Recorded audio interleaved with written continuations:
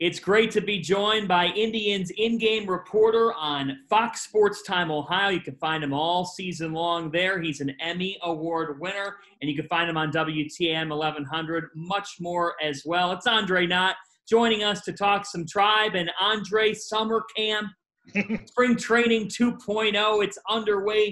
In this first week, what are the vibes that you're getting from this Indians ball club? You know, John, I think the vibe that really stands out to me is that as odd and as different as what's going on with the summer camp is, there's just a lot of people that are just happy not to be sitting in their living rooms. I think for all of us, we've become so accustomed to our job working in a certain way. And I think the cool thing that the Indians have had thus far, in my opinion, and I think this comes from the leadership that they have, is that you don't have a lot of guys complaining. Yeah, things are different. Yeah, you got to work out in different places. But I think most of these guys have an appreciation that we're out of that first thing that we've been in over the last couple of months. And I think that'll help the team. I know in talking to Terry Francona leading up to this, and I want to say Adam Pletko told me this right when they kind of signed everything because he was one of the player reps. And I was talking about, showering and not where do you shower and things like that. And he goes, Tito made a good point to us. And he goes, and I'm going to start with it now. We're not going to complain because it could be worse. And I think, John, so far, you've seen the team kind of take on that spirit of it could be worse. We're going to take this and run with it. And I think that's awesome because you're going to need that over the next couple of months because there's still going to be some hiccups, right? I think in all of these situations, you look around Major League Baseball, the testing hasn't been perfect. We have a situation here in Cleveland with Ramirez where I think the Indians have handled it so far pretty well and not condemning him, but also saying we've got to take care of each other. I think we're going to see more of that over the next few months and probably when the NBA gets in the bubble as well. So speaking of Ramirez, for those that may not have heard about, he was at a 4th of July get-together. He did not wear a mask at that. So the Indians, they've talked about a code of conduct. This goes along those lines with the fact that, again, not something where Frammel's in the doghouse or anything. Terry Francona explaining that, but that they just have to follow proper protocol. And I think it's interesting, Andre, because there's a lot going on with the Indians. We'll talk about the team name. But in terms of coronavirus, Terry Francona said it. There really haven't been any major hiccups compared to other organizations. What do you make of the way that President Chris Antonetti and Tito have handled the situation? So far, knock on wood, they've done really well. And I think this has been a great opportunity for the rest of the country. And I know people within baseball, John, as you know this, they have a great respect for the Indians organization. If they didn't, we wouldn't see all these guys that have come up through the organization running other organizations. I think you look at Milwaukee, Minnesota. I didn't write this all down. Texas. I can name 5, 6, 7, 8, 9 places that have people pretty high up in their organization from the Indians organization. Toronto as well. I think you get my drift. So I think what you see is a group of guys that put their heads together. There's no one voice that's louder than the other. I think that's what makes that what really works for Tito and for Chris is the great respect they have, and Mike Chernoff. They have a great respect, and they allow people to do their jobs, but also to speak up. Derek Falvey wasn't at the top of the food chain per se when he was here in Cleveland, but he played a big part in helping making this a pitching-rich organization. So much so the Minnesota Twins saw that. They pluck him, from Cleveland, and they make him the leader of their organization going forward. That kind of tells you who the Indians are. And I think in this situation, John, rather than sit around and say, we don't have this, we don't have that, they've put their heads together for a pretty good time of, okay, how do we overcome this? How do we make people feel comfortable? How do we take care of our manager who's been, health-wise, he's been in and out of it. And I know Chris knows it was going to be hard to tell Tito, no, he couldn't manage. So they did the second best thing. This is how we're going to keep you healthy. This is how we're going to keep the organization healthy. And I know this is hard to do for Indians fans. I know we get caught up in – everybody wants to win a World Series. Everyone gets caught up in trying to pay Francisco Lindor. But I think that the overall thing to take away from where this team is right now is organizational-wise, they're an organization that most in baseball, most in pro sports would love to have what they have going. And I think we're seeing that so far with what they're doing. You talked about the pitching-first mentality, and a takeaway from summer camp thus far has been, for the most part, the starting rotation. There are candidates. They've got more starters than available slots if you're going with a 5-man rotation, that everybody's in a rhythm, and particularly Shane Bieber, who is presumably the opening day starter. What are your thoughts on his continual rise? Oh, man. Great work ethic. Comes from two great parents, great family. And he has that. Tito said this, and I don't want to take it away from him, and we've all been very careful of this, John. He's got some Corey Kluber in him. This is like this, and I know that's weak. I would rather give you something stronger than that. But we got to watch Corey Kluber up and close for for as long as we did. And Corey Kluber worked so hard, but never like had to brag about it. You know what I mean? Like Corey Kluber never came out of the weight room, bragging with a, barbell under, but you could tell because he sweat through his shirt. And it's the 6th day in a row that you've seen him do it. Cool story for me in the role that I have. And if you take advantage of where you're at in life and really slow things down, I know I talked to you before we started about taking a couple notes. There's things that you can write and you'll enjoy to know later. 4 years ago, spring training, Corey Kluber was coming back he was pitching during spring training on one of the backfields during spring training. And to be honest, most of us reporters don't go all the way back there because, well, there's not a lot of big leaguers back there, okay? So Michael Brantley was back there one day. He was coming back from surgery, and Corey Kluber was on another field, and there were like 4 minor league guys that had already gone through their work, who had already had the day off, but they saw Corey Kluber on one of the diamonds they work out on, and they sat right at a picnic table like you or I would. It'd be like you or I in Lakewood. And we're like, man, that looks like Corey Kluber. And John and Andre would say, I want to sit and watch this. Well, we would want to watch. We don't have the ability to do anything like him. One of the names, and I'm sorry that I can't remember all the other names, but one of the guys, and I'll never forget this, was a kid that had Bieber on the back of his jersey. And I'll be honest with you, I didn't know who this Bieber kid was, but I knew the name because of Justin Bieber. So the name kind of, I was like, wow, we got a Bieber? We got Bieber fever here? And you chuckle. And Shane Bieber, now we know it was Shane, but he sat for 35 minutes straight and watched everything Corey Kluber did.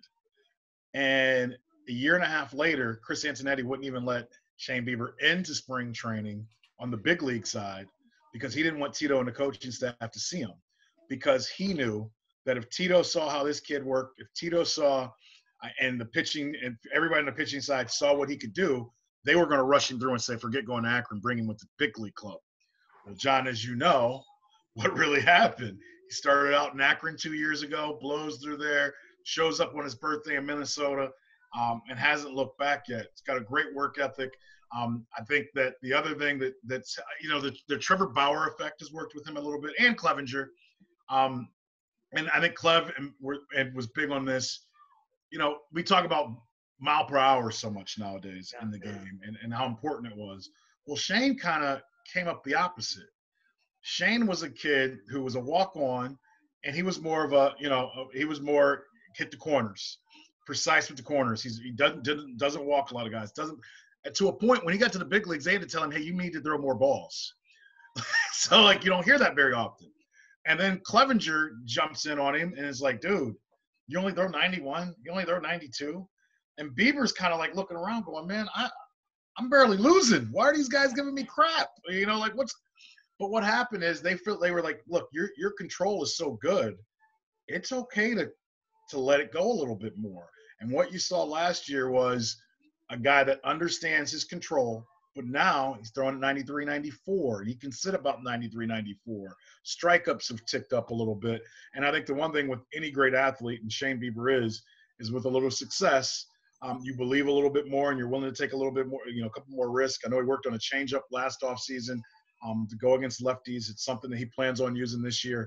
The sky truly is the limit for Shane Bieber. And I think the one thing COVID stops, and I know Tito talked about the other day, is the starting pitchers for the Cleveland Indians have done a great job of taking care of each other, watching each other's bullpens, I've watched pitchers come off the mound, and before they get to, nothing against the pitching coaches with the Indians because they're great, but I've watched our starting pitchers come off the mound, and whether it's a Clevenger, whether it's a Bieber, whether it's a Carrasco, whether it was Kluber or Bauer, and before they get to the steps, John, I've heard them say, hey, man, your front shoulder's, flying open, or, it looks like on the curve, your finger wasn't on top of it. I think that's – and I haven't been around every team's dugout, but I think that's – I can't put the words how huge that is that these starting pitchers have each other's back the way that they do. How much do you think the depth in the starting pitching department can benefit a bullpen with questions to answer?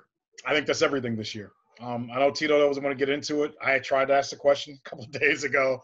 But if you have 7 starters, and I think they do, might even say 8, why would you not use a Zach Plesac who's young enough right now, who's got good enough stuff right now, who's been bullied the good way, not the bad way, by Clevenger to throw the ball harder?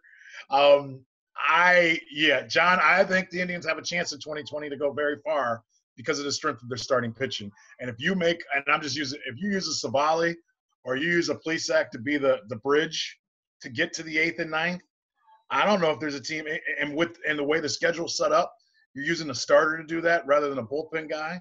You may be able to use Zach on a Monday and a Wednesday, or Monday and a Thursday, Savali on a Tuesday, and there are ways to take care of this bullpen in different ways, especially now that you got to get 3 out or face 3 batters. I think that's going to be the key, and that may be the trick they have up their sleeve to win a lot of games. Let's turn to the offense. What is the key dimension in your mind that defines how this team ends up performing, and if they can overtake the Twins at the top of the AL Central? You're not going to hit more home runs than the Twins, right? They're the softball team USA. God bless them. And the White Sox will be too, by the way. So because of that, I'm going to say, and this is not in vogue to say, I'm going to say how they run the bases in their running game. They are an athletic team, and I know that's important to Terry Francona. And when I say as a running team, it's not having a Ricky Henderson still 120 bases, or heck, even a Kenny Lofton still 70. I think more or less he wants a team that goes first to third better than anyone else, second to home better than anyone else, a team that if the ball gets 4 feet away from the catcher, they move up a base. And I think you can do that, and then you have the pop. That's what made them great in 2016, was that they had the ability to pop the ball out of the ballpark with great pitching. But they always took an extra base. And what that does is it puts pressure on the right fielder, left fielder, center fielder, the second baseman. You got to hit your cutoffs against the Indians. You can't throw to the wrong base. That type of pressure, and I'll apologize if I'm wrong, that kind of pressure you can't really put into a stat. I don't know if you can put a percentage into the pressure it is of I'm out in right center and I better hit my cutoff man, or I know Cesar Hernandez is going to go from first to home. I know Lindor, because you start thinking about it. Lindor, Ramirez, Hernandez, even Carlos Santana to a certain degree, Naquin, DeShields, obviously, Zimmer if he's on the roster. I'm doing this off the top of my head. Mercado. I think I've named they all want to be playing at the same time, but I'm running out of fingers. My point they all are pretty good athletes that can run. Yeah, you're going to have some pop from Fran Mill. Yeah, you're going to get some pop from Lindor and Ramirez. I think the extra thing that can make them really good offensively is pushing the envelope by running the bases. And as I said, not stealing bases so much, but always ready to take that extra base. How much of a definite in your mind is it that we see a combo of Franmil Reyes, Domingo Santana in left, Oscar Mercado in center, and Tyler Naquin in right? I think that's what you're going to get. I think the other guy that we're forgetting. I think Santana will DH a lot. Yeah, that's what But I get what you're saying. Domingo, and look, if you can get 2 months out of Domingo like what he did a couple years ago in Seattle, John, I'll say it right now. We're talking about a playoff team. They need just one of those in a 60-game period of time. You can get one of these boppers to get one hot month. Where you can carry – and I don't need it from July 24th, but if I can get a guy out on August 3rd and he rides that out till September 20, that's going to make the difference. So I would say don't forget about Jordan Luplow. Okay. Jordan is a better athlete than he looks like. He absolutely destroyed left-handed pitching, and he's going to find out about that comment and attack me about it, but that's okay. He would be the guy I would pay attention to. I think he and Naquin may split right field. You may have left field kind of how you said it, and Oscar end up playing a lot of center. I think Jordan and Naquin together can give you a heck of a group together. They're both really, really good arms. And know this about Jordan. He was teammates with a big, tall guy that plays right field for the New York Yankees. He would love to be in a playoff series against the Yankees where he and his buddy went back and forth and hit back-to-back in their lineup in college. That'd be a fun little – you know how I work. I like the side stories, John. That's a good side story.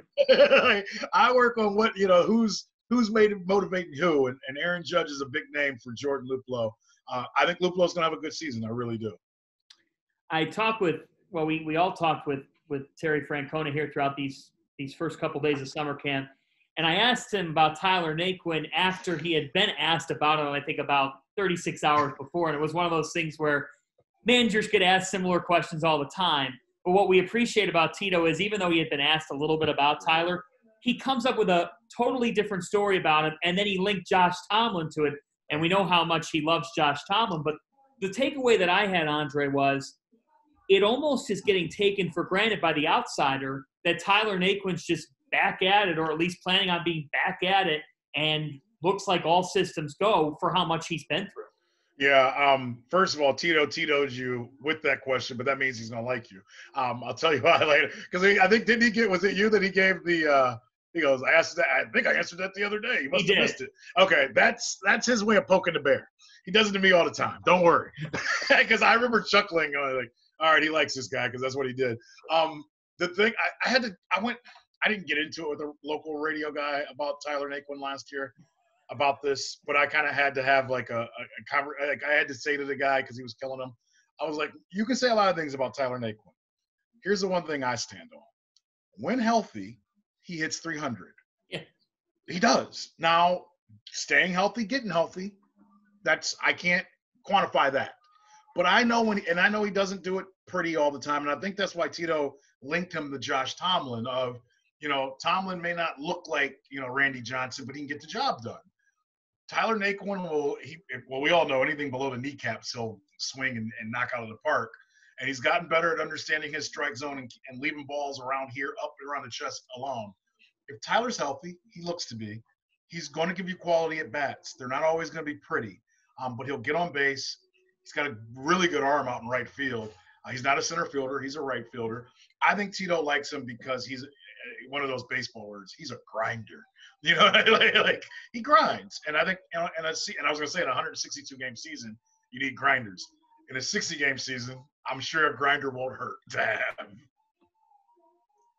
Let's turn to Francisco Lindor. And Frankie talked with the media on Monday and said he's not focusing on his future. He's focused on a 60-game season, and he talked about the issues going on in our country. I thought he said things so eloquently, and again, he's he's everything that Major League Baseball should be about. That's just the type of guy and player and talent Francisco Lindor is. But Andre, the whole vibe around the city is one of concern because everybody wants Francisco Lindor to be around forever. Yeah. What are your thoughts on this situation? It's hard, man. You and I talked about being fair and straight down the line in our jobs. And I'm a Northeast Ohio kid. Yeah. I grew up Manny Ramirez is my favorite player growing up, all right? Jim Thome was one of my favorite players growing up. I say that with the background of, for the fan out there that's frustrated with the Lindor situation, I get it. I lived it. Now in saying that, I now understand a little bit more that it's a business. And Frankie said everything correctly the other day, as you said. Frankie's never in public going to say the wrong thing. And if not, he knows I'm going to jump him. Because Frankie and I have had I appreciate the relationship I have with Francisco Lindor. And the conversations we've had where there's been no microphones. It's just him and I having discussions. And he says all the right stuff. I can tell you this. I was around LeBron a little bit when LeBron was 16, 17, 18, 19 years old. And I've been around Frankie basically since he was about that age. I walked into Tiger Stadium the day that he got called up. They have a lot of the same traits and understanding on and off the field, what to say, when to say it, and how to do it. But they also have that great trait that when the lights come on, they know how to be the biggest star in the moment in time. And Lindor does talk to I don't even know if it's out there, but I know that LeBron and Frankie talk. And LeBron is somebody that Frankie kind of throws stuff off of. Frankie knows the number one thing. and he never forgets what the number one thing is to be the best baseball player in the world that he can be. Maybe through this pandemic, and this is a big maybe, and this is maybe the hometown Andre coming out. Financially, things are going to change in baseball, and what players are going to get is going to change. It's not going to be what it was 6 months ago. Does that mean the Indians may take a bigger – I don't even think it's a risk. And I said this to Chris Antonetti and to Tito back in January.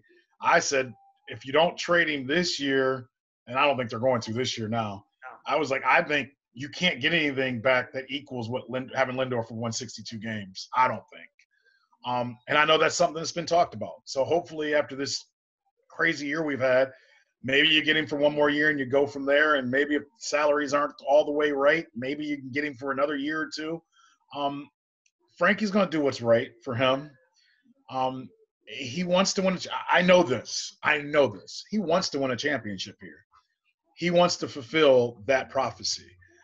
He told me a great story after the All-Star game, which was a year ago here. And, John, that feels like it was 8 years ago now. But just a year ago at this time, we, Northeast Ohio, we were showing off Northeast Ohio. And Frankie told me right when we got back from the All-Star game, he said, Andre, he goes, you would be blown away how many All-Stars kept coming up to me at the end of the night saying how much they love Cleveland and how good I have it. And I remember, like, as that happened, it was like the angels were singing around me going, like the hymn was going. Like, I was like, I was like, wow.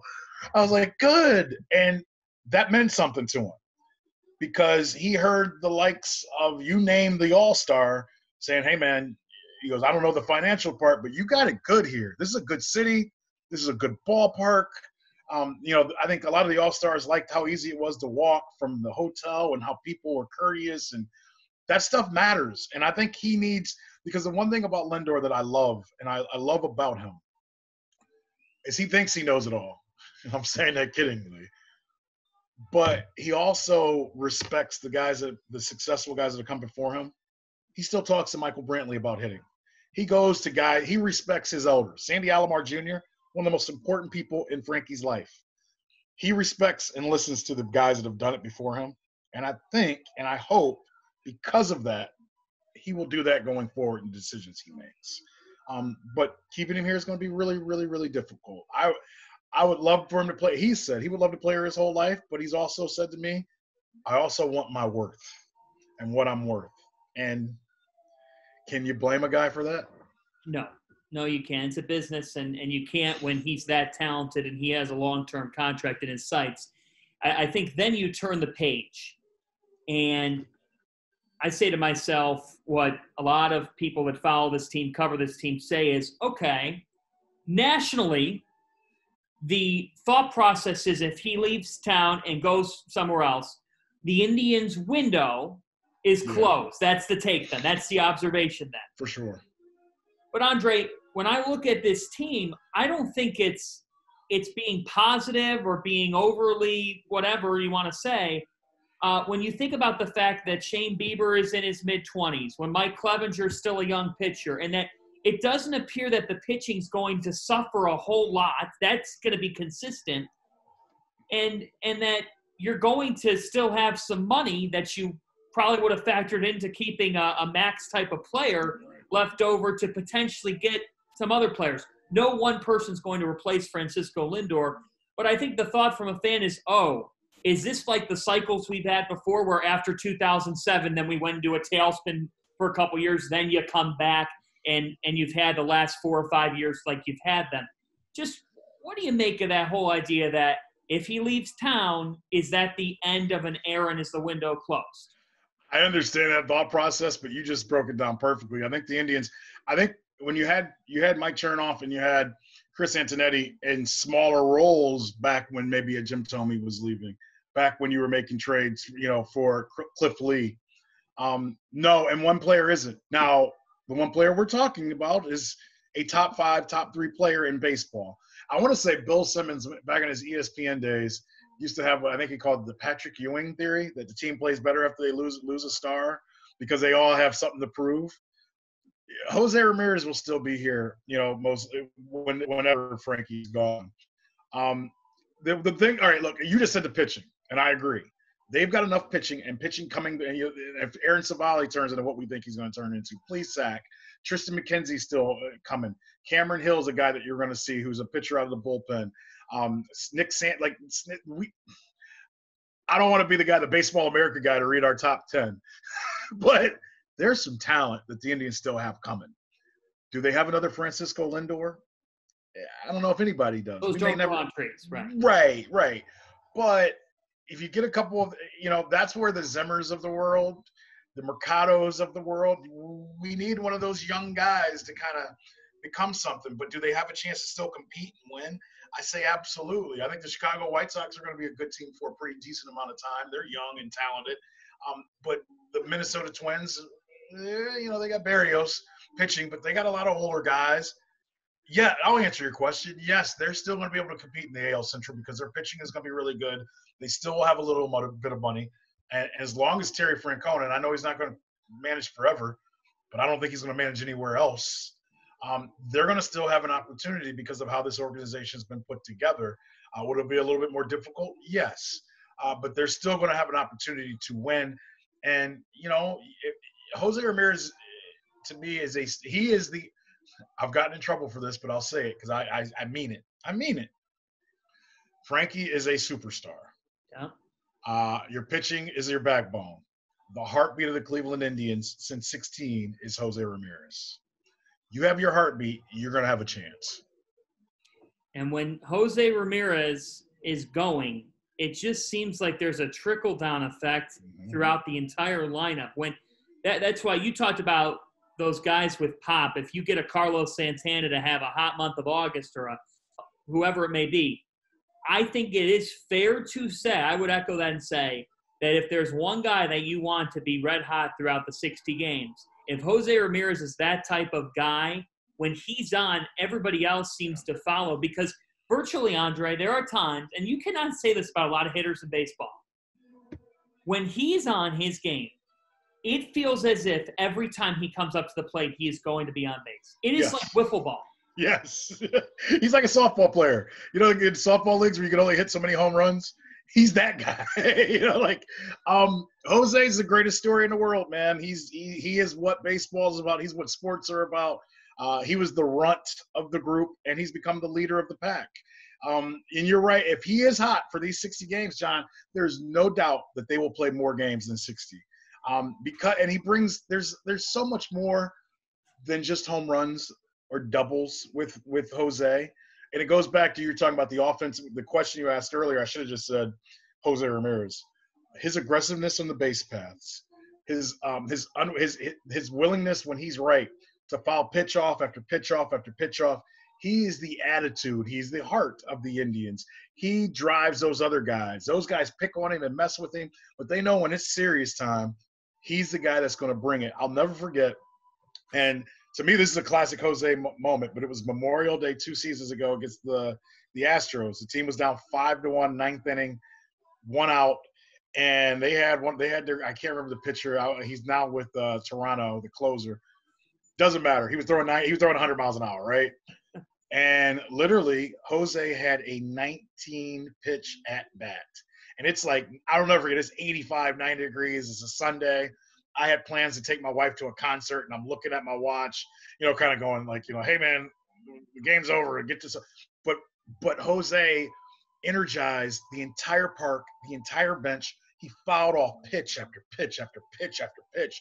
And then he hits a double and almost takes down the right field wall. And almost like he looks at the Indians dugout like, we aren't done. And lo and behold, they come back and tie that game up. And then Greg Allen gets the walk-off game-winning hit. And the emotion was so strong and so great.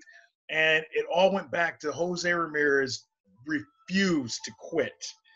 That's what – if they get that guy right – last year was so tough for him. I think it was one of the first years where he really – I'm not going to say he was going through some doubts. He just was struggling. And his hand had been hurt for over a year. Yeah. And he didn't want to talk about it. He didn't hit in the home run contest 2 years ago because of the injury that knocked him out last year. That tells you how tough he is. So as I kept hearing national people and people locally, Jose's done, something's wrong with him. Was he on juice? Was he this? And I couldn't say, I knew I was in the right to say, man, his hand has been bothering him for over a year. Then he finally breaks the hamate bone, and then he comes back in like 3 weeks last year. John, like those guys think so highly of him. He hit a home run his first pitch that he saw when he came back last year. He couldn't even high five guys. Like he came back to the dugout and was just like, well, this is going to be pretty apropos for this year now. But he was like, and I'll never forget, I sent a picture, and if the picture's on my phone, I'll send it to you. There was a picture of what his hand looked like after they had the surgery. And he had the stitches were coming out of his hands. It looked like a worm. Like it was the most gross thing. And I sent it up to Matt Underwood after he hit the home run, and Matt just went, yuck, how in the world is this guy playing? He is the toughest, and he's a special dude. He really is. Andre Knott, you can find him right by the Indians dugout. We'll see about sunflower seeds and water and other antics this season. Those might have to go by the wayside, but then again, you never know. Tell us, I'm curious, I'm sure that this will come out more formally, but what you can tell us about what coverage is going to look like across Fox Sports Time Ohio for the coming season. It's going to be different. We're still in a debate about whether I'm going to go on the road or not. We'll play in studio for road games rather. We're working on having me, I won't be in my normal spot. We're working on having me a little bit behind, in the stands, a little bit behind the bench. And I'm sure those guys will find a way to throw something or mess with me somehow or another. We are still going through the process, John. As you know, this is their time. Like, we're going to have to do games over TV. And I think that's going to be different because you're a play-by-play guy. You like to tell the atmosphere. You like to, the sounds of the crowd. And we're going to have to work through that. But we're going to. We're going to find – do you need noise piped in? What can you hear? Do we need a delay? We've used a delay in the past, and it's nice to hear players talk, but there's some things we probably don't want our fans to hear. It's going to be a hurdle, but it's a hurdle. Here's the thing I'll say, and we've won a lot of Emmys together as a team, and I'm very happy and very comfortable to know that I'm going into a group that is willing to kind of figure out how this is going to go. I may go sit up where John Adams usually pounds the drum if I have to. I may go behind I maybe go behind a couple cutouts. We're going to try to make fun. We're going to, for me, I take my job very serious, but I also, I know being able to give somebody a smile at home means a lot too. I remember what it was like to grow up and watch, Mike Hegan and those guys and to be around Tom Hamilton, who I love to pieces and I look up to. I know that being able to be informative, but also to make a person smile here or there helps. And in a year like this, where we've all kind of been stuck in our homes and we've all questioned a lot about, where life's going and what normal is, I'm going to do my best to still be informative, to still find stories that no one else can find and find numbers that attach to stats and things of that nature. But I'm also going to try to find the humor of being at the ballpark so we can make people feel a little bit better about what we've gone through as Americans in 2020. We need baseball now more than ever. You can follow Andre Knott at DREKNOTT on Twitter. Follow him on Fox Sports Time Ohio throughout the season. He'll have everything you need to know on the Cleveland Indians. Andre, thanks so much for talking some Tribe. You got it, John.